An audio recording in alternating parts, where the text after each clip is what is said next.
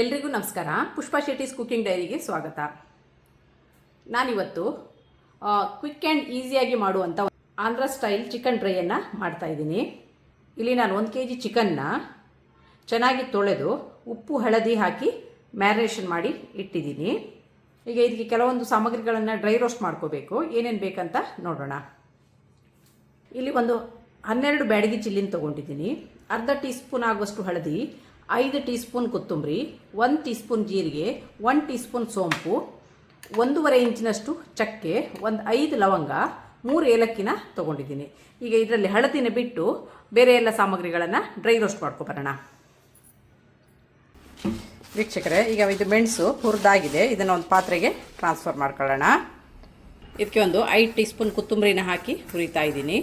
Flame ಲೋವಲ್ಲಿ ಇರಲಿ, ಹದವಾಗಿ ಹುರ್ಕೊಳ್ಳೋಣ.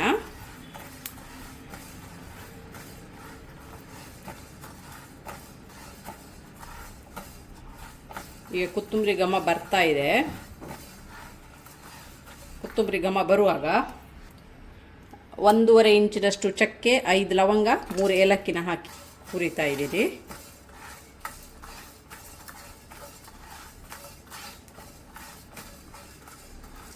ಏಲಕ್ಕಿ, ಚಕ್ಕೆ ಲವಂಗ ಏಲಕ್ಕಿ ಘಮ ಬರ್ತಾ ಇದೆ. ಈಗ 1 ಟೀ ಸ್ಪೂನ್ ಆಗುವಷ್ಟು ಜೀರಿಗೆನ ಹಾಕಿ ಹುರಿತಾ ಇದ್ದೀನಿ.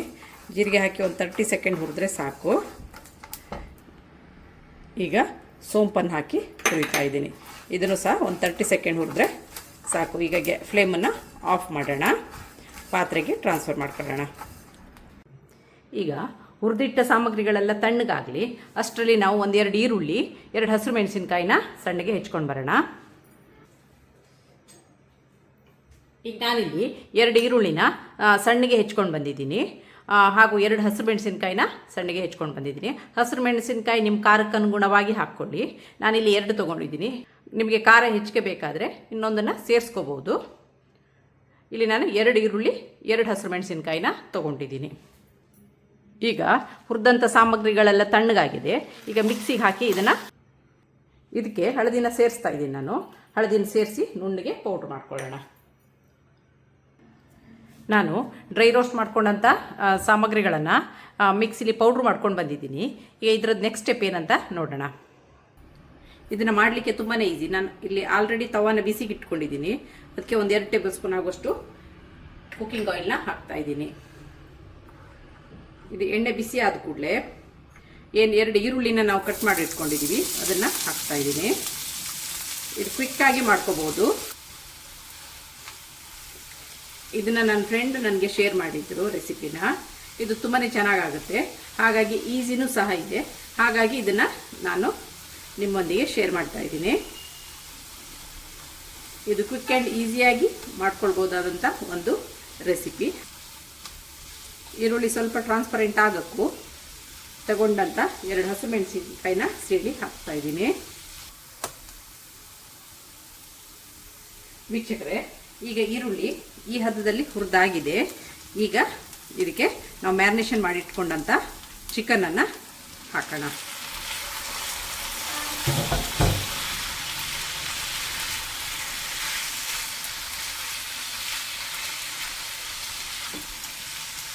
ಇಷ್ಟೇ ಸಿಂಪಲ್ಲು.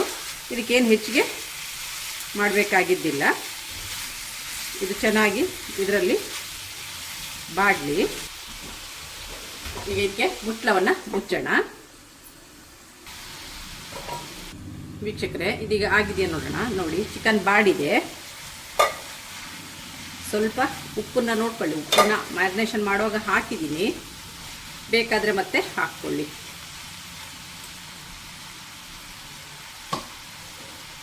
ಸೊ ನಾನು ಸ್ವಲ್ಪ ಉಪ್ಪನ್ನು ಸೇರಿಸ್ತಾ ಇದ್ದೀನಿ.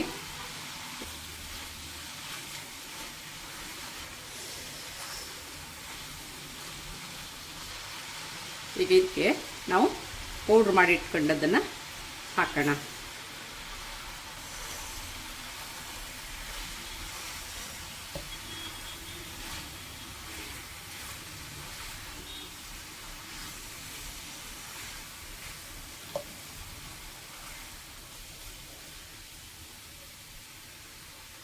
ಮಾಡಿ ಇಟ್ಕೊಂಡಂಥ ಪೌಡ್ರನ್ನ ಪೂರ್ತಿಯಾಗಿ ಹಾಕಿದ್ದೀನಿ.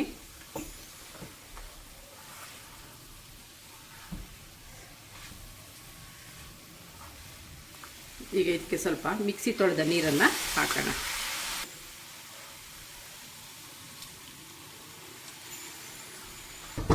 ಇದು ಲೋ ಫ್ಲೇಮಲ್ಲಿ ಚೆನ್ನಾಗಿ ಡ್ರೈ ಆಗಲಿ.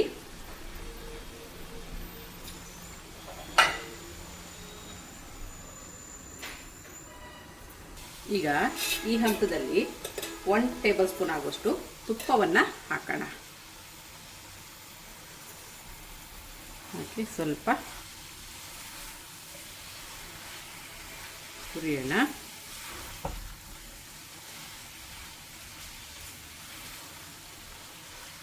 ವೀಕ್ಷಕರೇ, ಖಾರವನ್ನು ನೋಡಿ ಹಾಕ್ಕೊಳ್ಳಿ.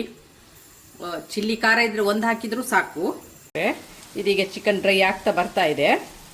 ಚೆನ್ನಾಗಿ ಡ್ರೈ ಆಗಲಿ. ವೀಕ್ಷಕರೇ, ಇದು ಚಿಕನ್ ಡ್ರೈ ಆಗಿದೆ. ಈಗ ನಾವು ಇದನ್ನು ಒಂದು ಪಾತ್ರೆಗೆ ಟ್ರಾನ್ಸ್ಫರ್ ಮಾಡ್ಕೊಳ್ಳೋಣ. ವೀಕ್ಷಕರೇ, ರುಚಿಯಾದ ಆಂಧ್ರ ಚಿಕನ್ ಡ್ರೈ ಸವಿಯಲು ಸಿದ್ಧವಾಗಿದೆ. ಇಲ್ಲಿ ನಾನು ಸುಮಾರು 1 kg ಚಿಕನ್ ಹದದಲ್ಲಿ ಮಾಡಿದ್ದೀನಿ. ಇದಕ್ಕೆ ಸ್ವಲ್ಪ ಈಗ ಕೊತ್ತಂಬರಿ ಸೊಪ್ಪನ್ನು ಹಾಕೋಣ ಡೆಕೋರೇಷನಿಗೆ.